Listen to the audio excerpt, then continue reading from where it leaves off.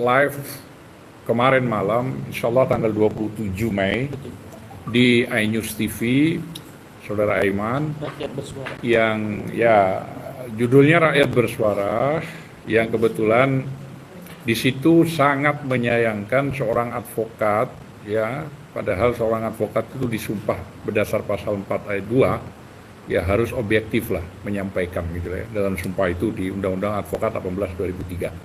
Jadi Saudara Firman menyampaikan bahwa yang disampaikan Saudara Firman itu mengatakan artinya kalau saya tanda kutip ya, ini sepertinya mengarah kepada Bang Egy, ya, Prof. Egy, dan dia menyebut juga kubu Roy Suryo, ya, seolah-olah mempermainkan hukum. Nah, ini yang saya maksud, tidak tepat seorang advokat berbicara begitu. Kenapa? Karena tuduhan itu sebenarnya tidak memiliki dasar dalam konteks berbicara mempermainkan hukum. Saya akan mengurai sedikit saya, nggak usah panjang-panjang ya, bahwa tanggal 9 Desember, Bang Egy sebagai Presiden TPUA itu mengadu ke Bareskrim Mabes Polri soal ijazah Pak Jokowi yang diindikasikan palsu. Dan tanggal 20 Maret itu memberikan tambahan bukti. Jadi tanggal 9 Desember ya 2024 itu mengadukan ke Bareskrim seorang Profesor Dr. Egy Sujana. Dan tanggal 20 Maret memberikan bukti tambahan. Ya, 2 sudah ya. Dan tanggal 7 April ditambah lagi. Itu yang tanggal 20 itu terlampir ada 7 flash disk atau video yang disampaikan. Terus tanggal 7 April itu ada bukti tambahan lagi dari Bang Egy ya, TPUA lah intinya begitu. Dan itu yang diajukan juga tambahannya adanya tanda tangan Profesor Dr. Insinyur Ahmad Suimitro ya, yang seharusnya Profesor Dr. ya Insinyur Ahmad Sumitro, dan itu dikuatkan oleh anaknya Profesor Dr. Insinyur Sumitro sendiri bahwa tanda tangan tersebut bukan dan nama bapaknya tidak pakai SOE. Nah, itu yang dijadikan tambahan Bang Egy yang ketiga kalinya menyampaikan ke Mabes Polri. Artinya dalam pengaduan itu mesti ada bukti awal dong diperiksa. Mesti itu, tidak mungkin tidak. Nah, ini yang saya maksud, jangan ada bahasa yang Bung Firman mengatakan bahwa mempermainkan hukum. Nggak boleh itu.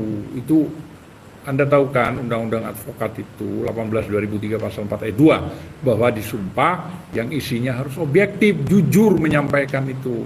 Jangan begitu dong gitu loh. Nah, ini nggak benar. Ini semacam ya somasi aja lah. Saya sekjen kebetulan gitu loh ya. Dan pemanggilan Bareskrim betul tanggal 15 pada saat itu disamakan saat Bang Egy waktu itu harusnya meluncur ke UGM Jogja dan dilanjutkan tanggal 16-nya ke rumah Pak Jokowi di Solo. Tapi karena ada panggilan terus Bang Egy juga kondisinya waktu itu kurang ini, akhirnya TPUA yang lain yang berangkat itu. Nah, tapi sebelum itu saya ceritakan, sebelum tanggal 15 April ini, bahwa sudah pernah ada pemeriksaan yang mendukung pengaduan Bang Egy ini. Ada Bang Medi, ada Bang DHL, ya, ada Rustam Effendi, terus ada siapa lagi? Rizal Fadila yang diperiksa. Artinya sudah mencukupi. Kenapa itu tidak mendapatkan LP selama 6 bulan? Kok dumas gitu loh, pengaduan terus. Sedang di kubu berikutnya begitu mengadu ke Polda, 1 hari sudah ada undangan klarifikasi, semua dipanggilin. Nah, itulah ya. Nah, kembali kepada tanggal 15 itu, April, memang betul Bang Egy tidak hadir, tapi tanggal 24-nya kalau nggak keliru, DHL datang ke Mabes Polri membawa tambahan baru bukti, ya, dan itu sudah diperiksa. Dan itu keliru. Nah, ini yang saya maksud, bantahan bahwa tidak ada permainan hukum di sini atau yang mempermainkan hukum. Jadi Bung Firman sebagai advokat itu juga harus objektif. Jangan bahasanya ada seolah-olah menuduh, ya kan? Walaupun di awal permukaannya dikatakan mohon maaf. Ya tapi itu kesannya itu tidak baik gitu loh ya. Kita ini advokat. Ya bisalah menempatkan bahasa, apalagi yang saya katakan tadi di Sumpah Advokat itu sudah jelas harus objektif menyampaikannya. Nah selain daripada itu, kalau mengacu ini sudah menggeser dulu ya, bukan di Mabes, kita menggeser ke Polda. Di Polda itu memang ada panggilan 6 Mei, dipanggil lagi 22. Prof. Egy ini lagi di luar negeri. Dia lagi diindikasikan akut dan bukan indikasi, sudah ada bukti bahwa dia itu kena kanker usus menyebar. Nah tinggal proses yang di luar negeri itu ya akan dilakukan dalam minggu ini, mungkin operasi besarnya untuk memotong ususnya dan lain-lain ya. Ya yang dilakukan artinya medis ahlinya lah di sana gitu loh ya. Nah dan itu juga setelah itu baru menunggu pemulihan, tentu itu agak sedikit panjang ya. Tapi ingat bahwa panggilan tanggal 6 di Polda, kan ya Mabes sudah lah ya selesai ya. Yang di Polda tanggal 6 itu adalah bentuk klarifikasi undangan. Artinya kalau bicara KUHP itu tidak diatur tentang itu. Tapi tetap menghormati, yaitu ada anaknya Hizbullah, dan termasuk juga setelah memberikan pengertian kepada penyidik yang memanggil tanggal 6 tersebut itu ada saya juga, tapi saya tidak langsung mengikuti. Ya ada advokat-advokat yang lain ya. Itu ada ini Gunawan juga, Mas Gunawan yang mendampingi juga, bahwa poinnya kondisi Bang Egy sakit, dijelaskan surat-suratnya dan segala macam. Bahkan di tanggal 22 Mei panggilan yang kedua juga membawa surat kembali kan, kemungkinan sudah melengkapi itu sampai pada tingkat labnya kalau tidak keliru ya, di luar negeri itu. Saya kira sudah itu clear juga, nggak ada masalah. Dan ini kan belum masuk pro justisia, ini yang harus diketahui. Belum masuk pro justisia, masih dalam konteks penyelidikan. Nah itu yang kita menganggap bahwa Bung Firman itu tidak pantaslah berbicara seolah-olah mengatakan kita ini, artinya Bang Egy, Roy Suryo dan lain sebagainya itu mempermainkan hukum. Janganlah, itu tidak baik gitu loh ya. Nah salah satunya itu klarifikasinya harus Anda juga bisa mengklarifikasi melalui beberapa media bahwa itu tidak baik, tidak benar gitu loh ya. Karena posisi Bang Egy juga sakit, seandainya nggak sakit dia pasti datang. Ya, karena klarifikasi undangan itu memang tidak ada kewajiban untuk datang karena tidak diatur di undang-undang atau di KUHP. Tambahan lagi, kalau kita bicara advokat, semua kita advokat, ada undang-undang yang mengatur tentang hak imunitas. Undang-Undang 18 2003 itu pasal 16 jelas. Kita punya hak imunitas yang tidak bisa dipidanakan maupun diperdatakan, baik di dalam maupun di luar, dan itu dikuatkan oleh putusan MK. Itu clear. Dan ditambah lagi penguatannya pasal 5 ayat 1 bahwa kita sebagai penegak hukum yang setara dengan jaksa, polisi ya, dan hakim. Bayangkan gitu ya. Maka otomatis proses laporan apapun itu harus dikaji ulang. Karena persoalannya apalagi cuma masalah delik absolut, artinya delik ini pencemaran nama baik kan begitu. Itu ya saya kira tidak inilah ya. Tapi itu delik absolut, jadi orangnya langsung. Dan ada lagi tambahan peraturan Mahkamah Agung ya nomor 1 tahun 56. Bahwa kalau perdata berjalan, maka di hold dulu pidananya. Nggak jalan pidananya. Nah bayangkan aja, berapa kasus perkara perdata soal ijazah, ya kan, soal UGM juga, bahkan rektornya, bahkan SMA-nya yang digugat mulai dari Solo, Sleman, Jogja, dan bahkan ada yang lain lagi. Nah makanya harus diselesaikan dulu. Kenapa? Karena butuh kepastian. Maksudnya kepastian itu apa sih beratnya untuk menunjukkan ijazah yang asli? Itulah maksudnya. Toh sebenarnya kalau memang kooperatifnya itu profesional, karena begini, kalau kita bicara Pak Jokowi itu kan dipilih rakyat. ya kan?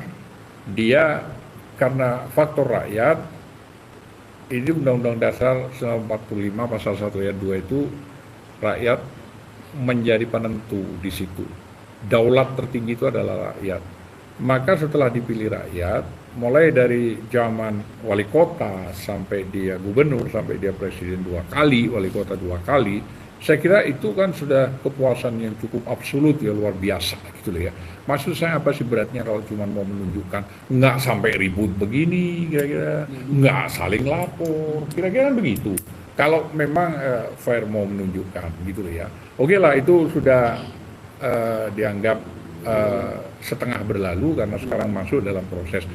Ada hal yang lebih penting dari ini semua, bahwa putusan MK 105 ya, dalam kurung PUU 22 tahun 2024 jelas dikatakan bahwa pejabat negara, pemerintah, korporasi maupun kelompok masyarakat itu boleh dikritik.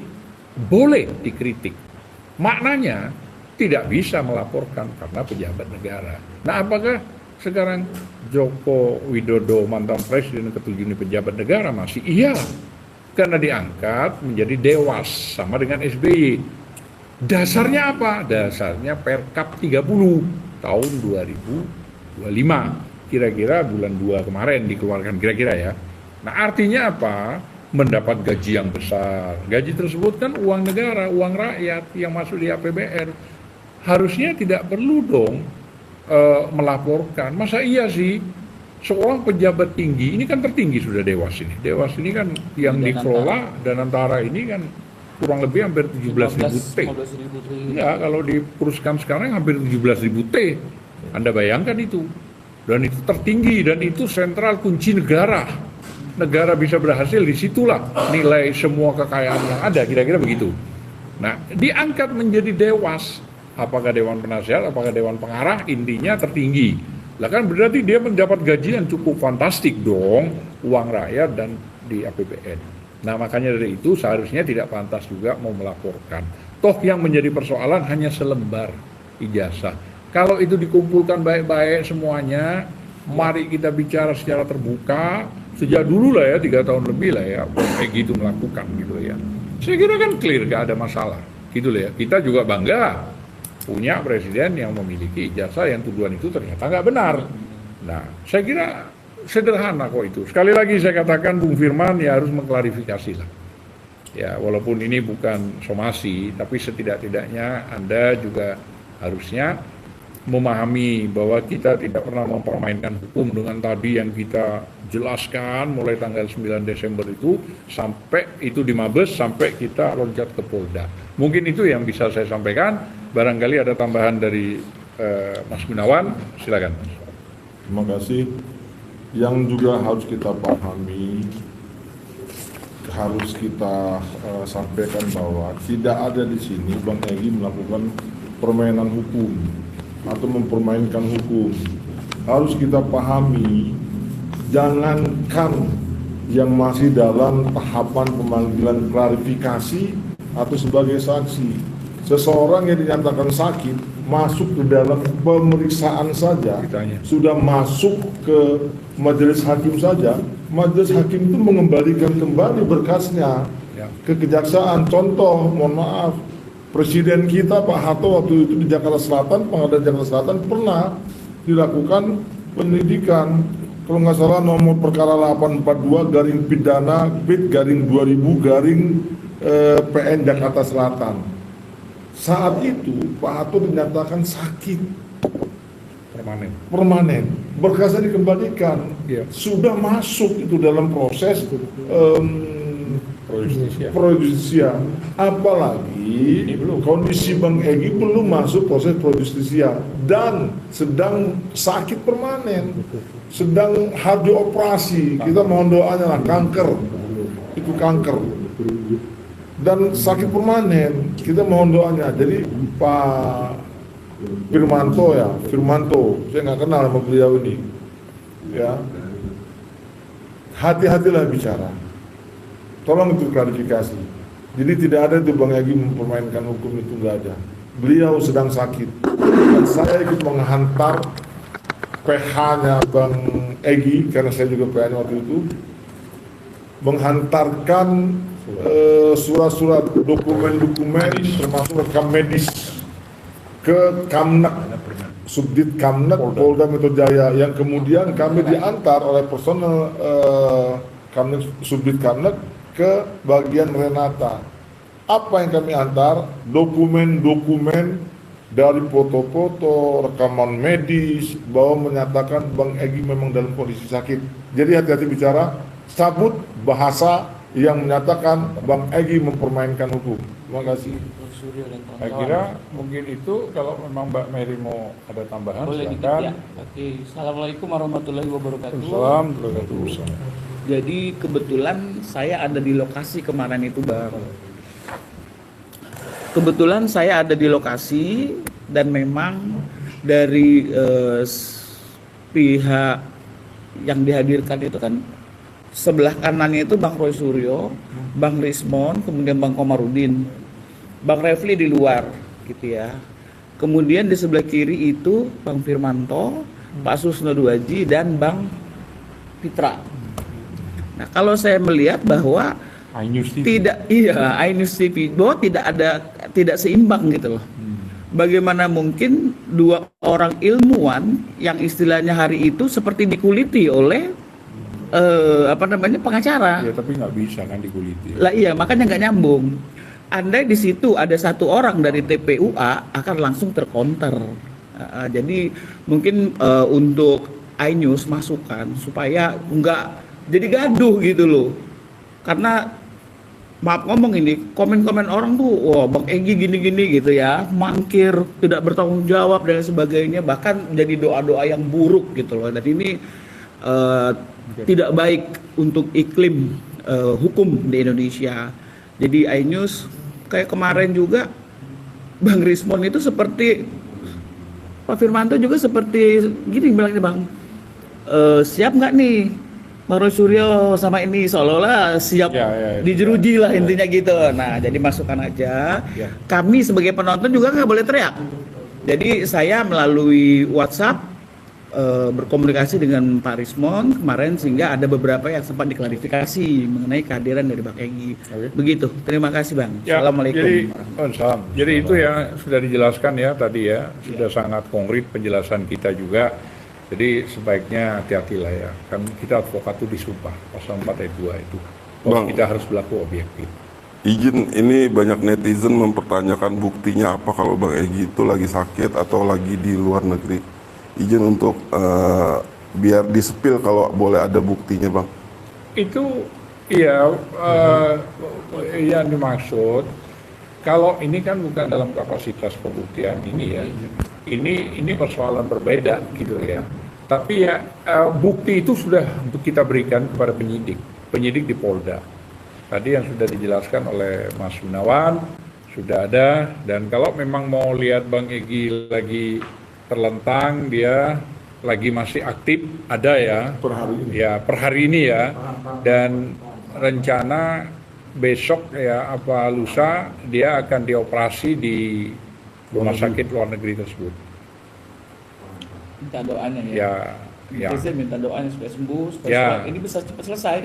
Ya, betul. Itu dioperasi, dipotong karena sudah indikasi kankernya cukup akut dan berat gitu loh ya. Sudah ya? Clear ya? Nah, itu salah satunya, banyak ya. Tentu kan kalau surat-surat dari medis itu mulai dari Pertamina ada, terus mana lagi itu rumah sakit Siloam, mana saya nggak tahu. Ya, Siloam, kalau nggak salah. Siloam Surabaya ada, Pertamina ada, yang di luar negeri juga ada. Dan itu sudah disampaikan ke penyidik di Polda setelah panggilan tanggal 6 sama tanggal 22 itu ya. Dan Hizbullah sebagai anaknya sudah hadir gitu loh ya. Jadi itu salah satu contoh tadi waktu dia masih berbaring, dia masih mengucapkan salam dengan tangan mengangkat itu, intinya mohon doa kepada semuanya, semoga sembuh, semoga Allah memberikan yang terbaik karena ini penyakit kanker, tidak main-main penyakitnya.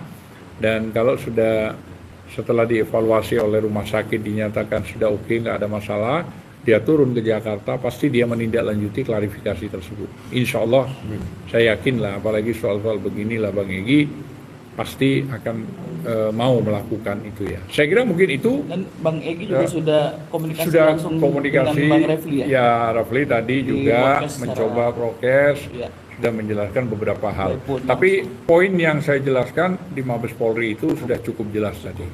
Bagaimana prosesnya kelanjutan di Polda? Nah, kalau proses kelanjutan di Polda kan tergantung penyidik dong. Menunggu. Yang jelas 2 kali panggilan sudah menjelaskan surat-surat lengkap, anaknya langsung datang dan hasilnya rekam medis sudah diberikan, ya termasuk hasil lab mungkin. Saya kira itu sudah cukup. Nah kalau memang mau dia klarifikasi, monggo penyidik ke sana. Kan sudah ada alamat itu lengkap itu. Rumah sakitnya juga ada. Nah, tinggal tak perlu saya jelaskan di sinilah. Itu urusan penyidik internal. Saya kira mungkin itu.